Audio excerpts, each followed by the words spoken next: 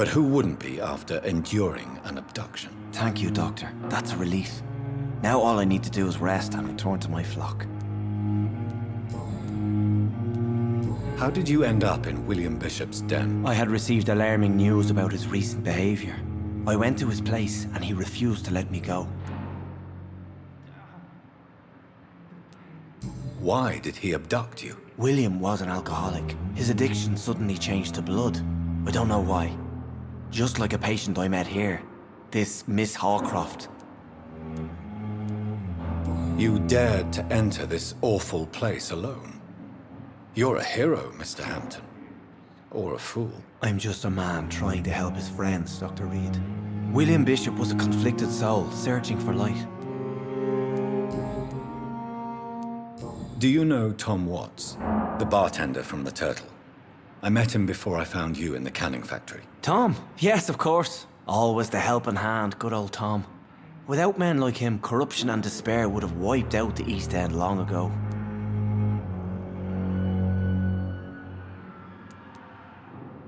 People are still in despair. How could it be otherwise? The authorities have left us all to rot in this contagious nightmare. No drugs, no advice, nothing. It's a damn shame. Who should I avoid in this part of town, then? Any particularly evil figures? Not really. Most men and women are just doing their best. And it's not my habit to speak ill of people I know, Doctor. What is the general situation in the East End docks? The situation has always been tough, with a lot of tensions between the gangs and the dockers' trade union. The wet boot boys are very nervous since they lost their leader. Who leads the gang now? Since Clay Cox went missing, it's his wife Edwina who runs the show, with the assistance of her minion, Booth Digby. Has the gang been threatening you? Ah, no. I've had this nickname for so long, you know, the sad saint of the East End. No one dares to bug a saint, not even criminals.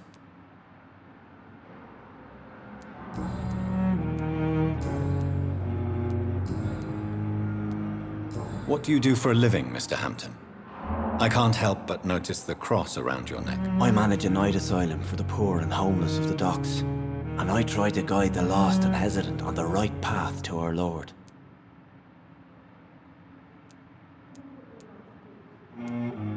Are you a priest, Mr. Hampton? A deacon, maybe? Not at all, Doctor. I'm just a man of faith willing to preach the good word. Why didn't you use your cross against William Bishop? To repel him somehow? That's a very strange question, Doctor. A cross is no magical token, if that's what you were trying to say. Not mine, anyway. How do you feel, Mr. Hampton? Medically speaking, I mean. I feel exhausted. Beyond exhaustion, actually. William drank so much of my blood in his madness. I feel empty. You're in good hands here. Dr. Swansea is well versed in blood transfusion, and I'm sure he'll take the best care of you. Thank you, sir. I believe all I need is rest, and then I can go back to the people who need me. Have you made friends since you arrived? Not really, but I recognize Miss Harriet Jones. I knew her when she lived by the docks. That poor woman had such a miserable life. You never came to see her here at Pembroke.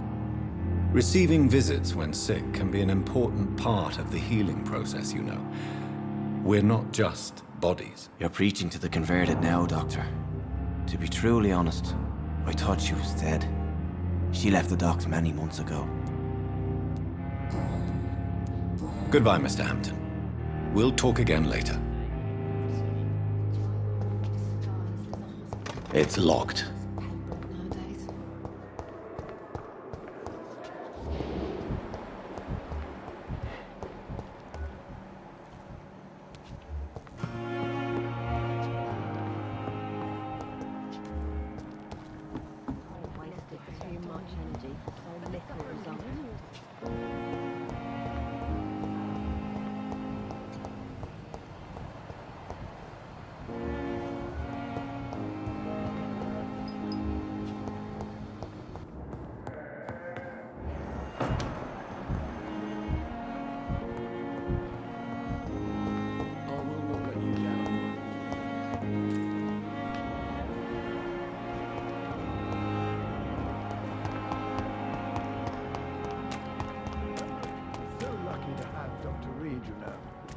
met him in New York once. If only there were more of us.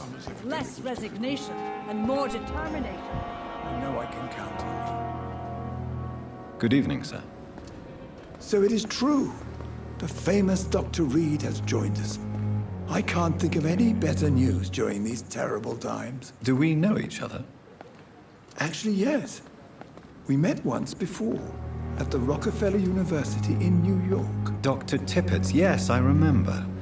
I was assisting Professor Carell in his research about coronary bypasses. He had nothing but praise for you. He was also very confident about your future. And look at you now. Eminent surgeon and blood transfusion specialist. What is the Pembroke Hospital situation? And please, speak freely. This hospital is not exactly the best of London. I'm sure you are used to working in a better environment. It's more than enough. In any case, the personnel of a hospital are much more important to me than the building. Don't be misled by appearances, Dr. Reed. This hospital does not lack talented people. It just lacks hope. What can you tell me about the staff in the hospital? Some are really good, and others are not so good. But during this troubled period, there is no time for slander. I prefer to focus on the positive character traits. Any opinion about the management? I don't always agree with Dr. Swansea's reserve, but I must admit he does all he can to keep this facility running during this crisis. Ah, yes, the burden of command. I was fed up with this concept while serving as a medical officer. Don't get me wrong. Swansea's a good administrator. I just wish he would get out of his office now and again.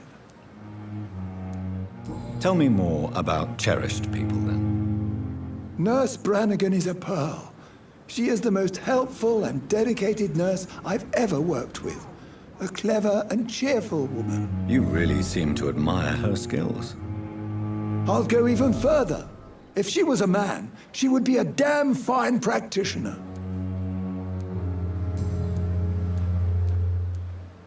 You're exhausting yourself, Corcoran. Maybe you should think about preserving your strength. No, we must keep on healing all those poor souls. We are the last rampart before chaos. Once more unto the breach.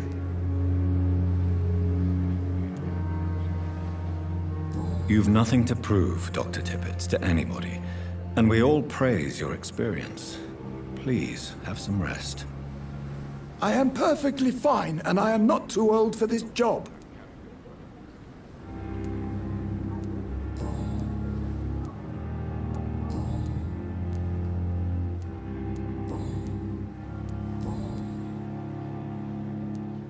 Corcoran, I want you to tell me about Mr. Connor. How did he die? What happened? He was my patient. He died because of my mistake. That's the blunt truth. What was the nature of the mistake? It was a twofold error. My diagnosis was wrong, and the administered dosage was too strong. Who was this patient? I don't know. Some sick man from the docks, maybe a fisherman. I had no time to talk with him. No one claimed a body. Why not stop practicing? Are you mad? I killed that man, I admit it, and it won't happen again. I have saved so many lives since then. Goodbye, Dr. Tippett.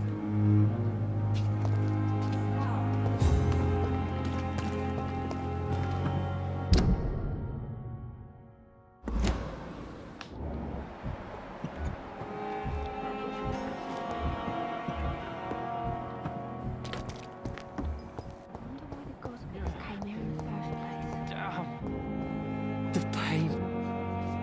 It's here again.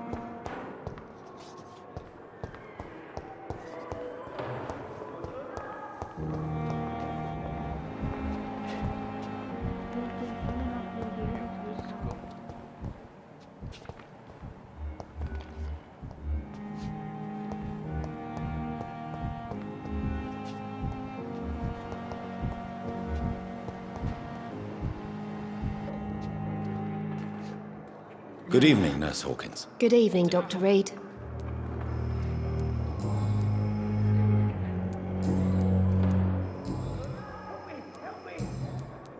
Goodbye, Nurse Hawkins.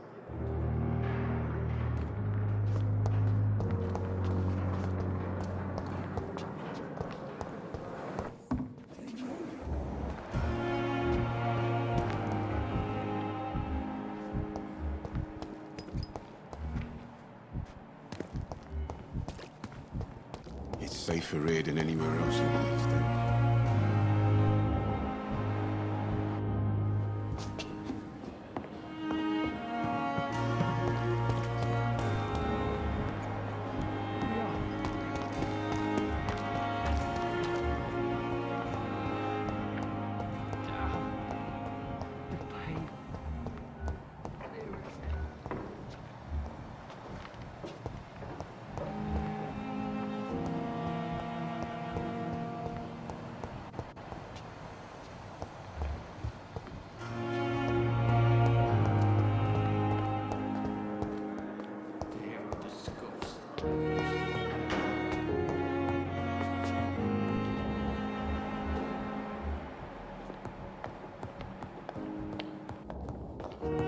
It's locked, all right. Not now!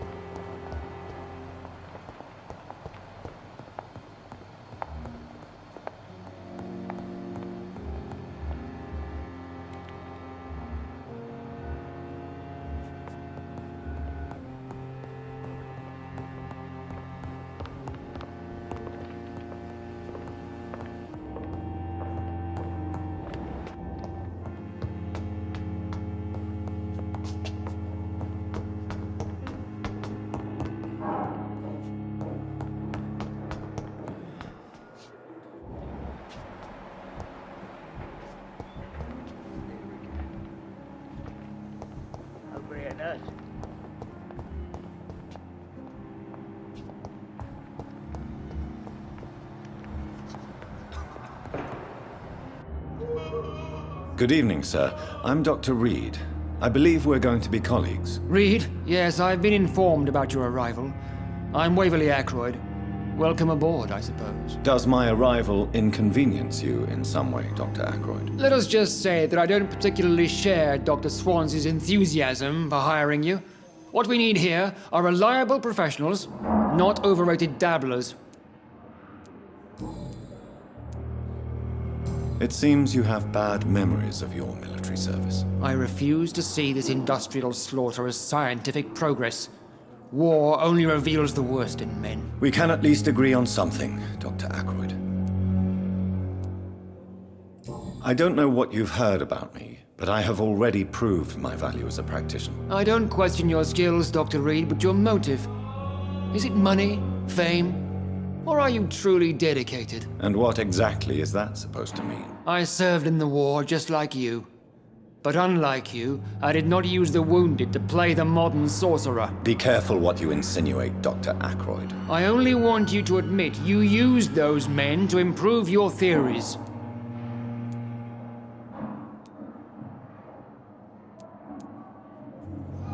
I don't see any reason why I should justify my actions to you. That's true, Dr. Reed. The only judge has to be yourself. The question is, are you judging yourself hard enough?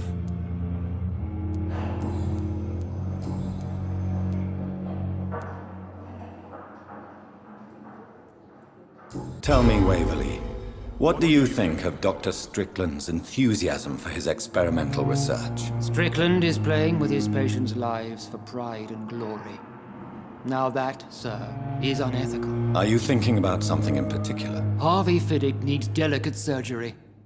I believe we should stick to the usual procedure. but my young colleague obviously disagrees.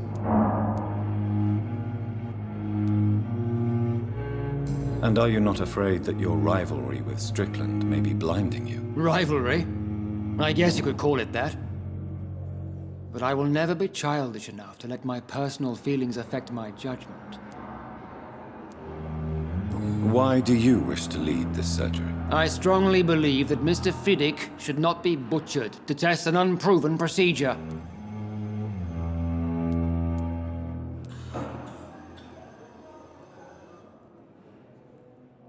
If you are going to lead this surgery, I'm trusting you to assume the consequences of your actions, whatever the result. I'm not the kind of man who runs away from his responsibilities, Dr. Reed. There is no need for you to be looking over my shoulder.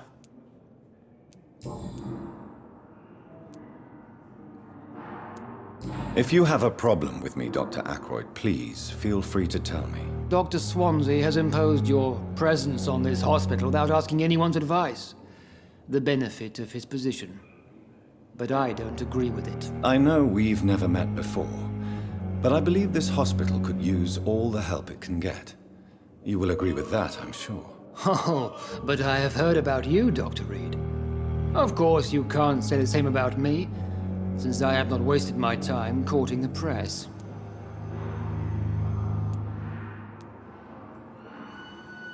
Aren't you too old for such jealousy? It really won't do you any good, you know. Don't be ridiculous, Dr. Reed. A simple glance is enough for me to know you have nothing for me to envy. Since your tenure in this hospital is longer than mine, perhaps you can tell me more about this place. Let's just say I'm tired of the carelessness around me. I have always respected the skills of Dr. Swansea, but over time his enthusiasm has become displaced. Carelessness? Exactly what are you talking about? We're here to save lives. The people who trust us are not volunteering for experimentation. They're here to be healed. I don't intend to run any radical experiments, Doctor. Even if I, as any good practitioner should, express an interest in pushing the boundaries of medical research. Modern medical methods were created through audacity and ego. But there are rules in our line of work, and they're here to protect our patients.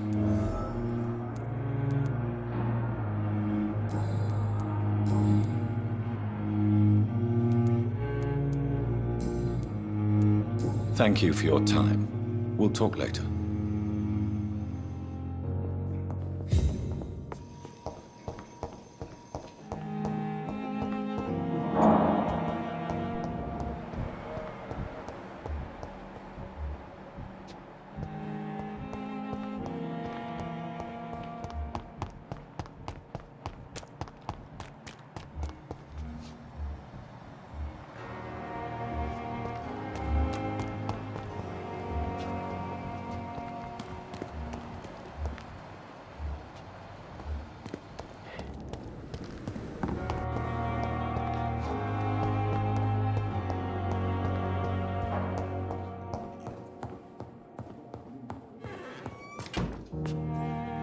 Finally, you've returned, Doctor.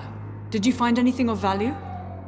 Yes, nurse. You've worked your first miracle, Doctor. Now, this patient here needs immediate treatment. Duty calls. When the storm has passed, I'll show you how to mix the remedy yourself with the same basic ingredients. Many thanks, Doctor. When you've finished, you ought to report to Dr. Swansea in his office. He's been looking for you. Seemed pressing.